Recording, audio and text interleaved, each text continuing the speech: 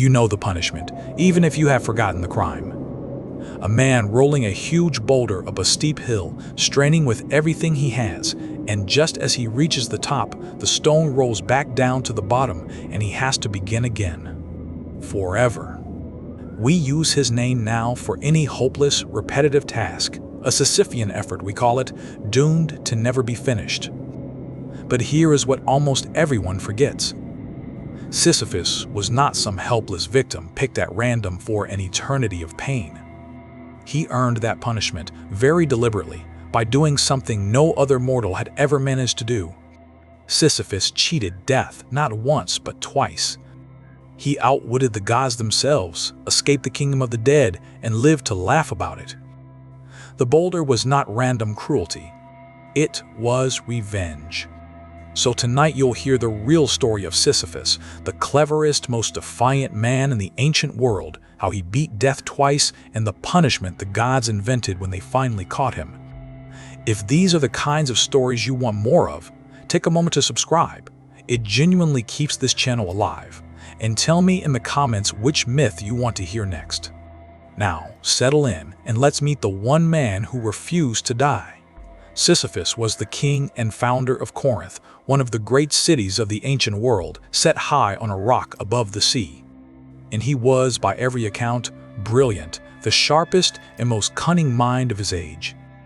He built his city into a center of trade and made it rich. He was clever in the way that the gods themselves were clever, always 2 steps ahead, always seeing the angle that no one else could see. But Sisyphus was not a good man, and the old stories are honest about that. He was proud and ruthless and deceitful. He broke the sacred laws of hospitality, mistreating and even killing guests and travelers who came to his city, which to the Greeks was one of the worst crimes a person could commit. He lied and schemed and betrayed whenever it served him. He was, in short, exactly the kind of man the gods eventually decide to make an example of. And Sisyphus, with all his cleverness, made the one mistake that was guaranteed to bring their anger down on him. He learned a secret about the king of the gods himself, and he could not resist using it. It happened like this. Sisyphus saw something he was not meant to see. Zeus, the king of the gods, carrying off a young woman, the daughter of a river god, exactly the kind of abduction the gods preferred to keep quiet. Not long after, the grieving river god came searching for his lost daughter, desperate for any news of where she had gone. And Sisyphus, ever the opportunist, made the river god an offer. He would tell him exactly who had taken his daughter, in exchange for a favor. The river god agreed, and Sisyphus told him the truth. It was Zeus. In return, Sisyphus asked for something clever and practical, a never-failing spring of fresh water for his city on the rock, so that Corinth would never go thirsty. It was a shrewd bargain. But it meant that Sisyphus had betrayed the secret of the king of the gods, told the world that Zeus was a kidnapper, all to get a water supply for his city. And Zeus does not forgive that kind of thing. The king of the gods was enraged, and he decided that the clever king of Corinth had lived quite long enough. He sent for death itself.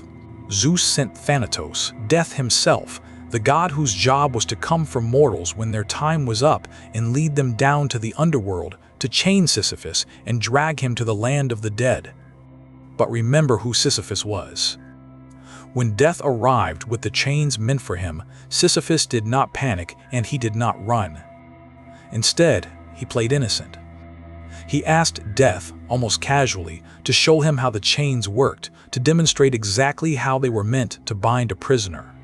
And Death, for reasons the old stories never quite explain, agreed. He put the chains on himself to show how they fastened. And the moment he did, Sisyphus snapped them shut and locked Death up in his own restraints. It is one of the most audacious things any mortal does in all of Greek myth. Sisyphus took Death prisoner.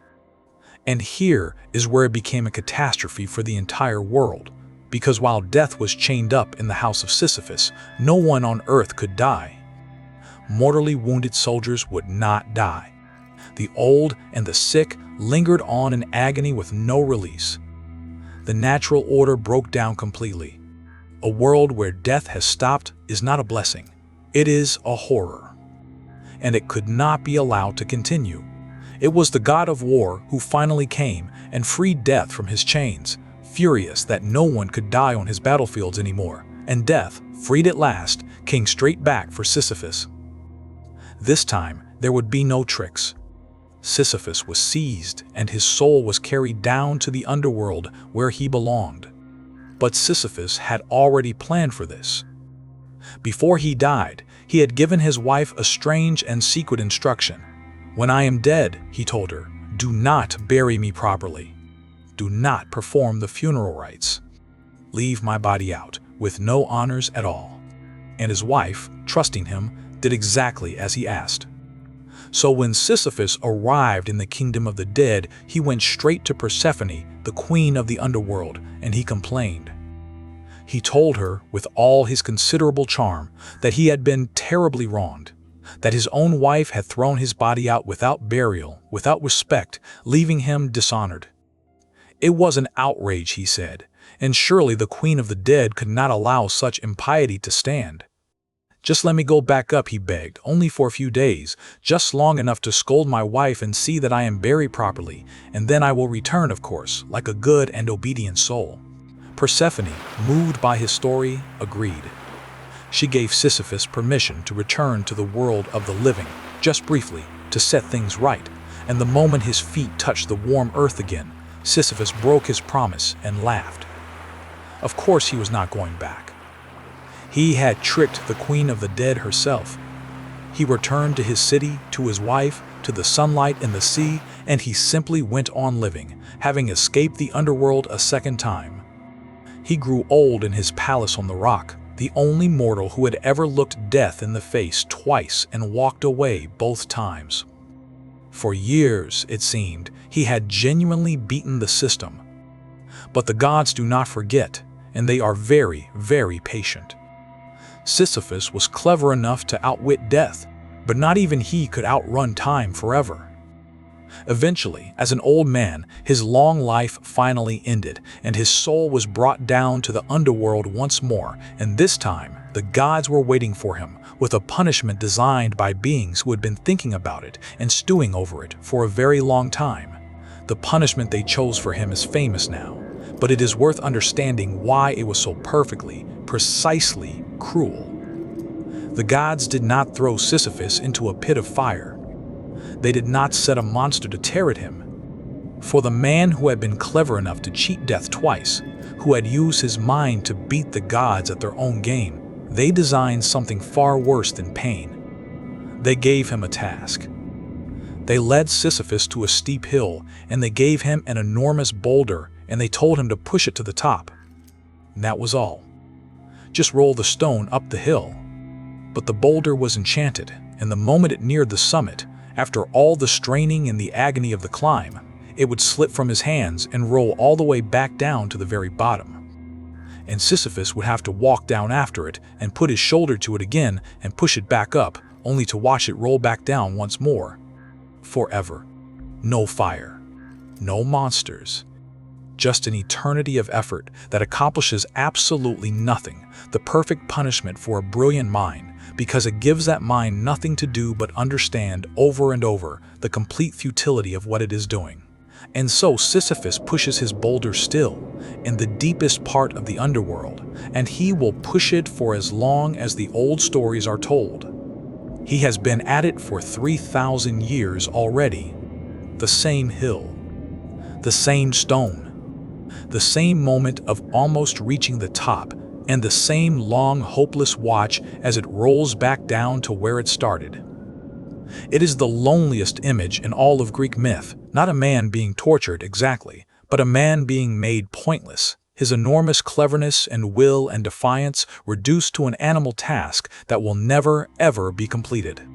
And yet, strangely, this is the punishment that has fascinated people more than almost any other. Because there is a question hidden inside it that will not go away.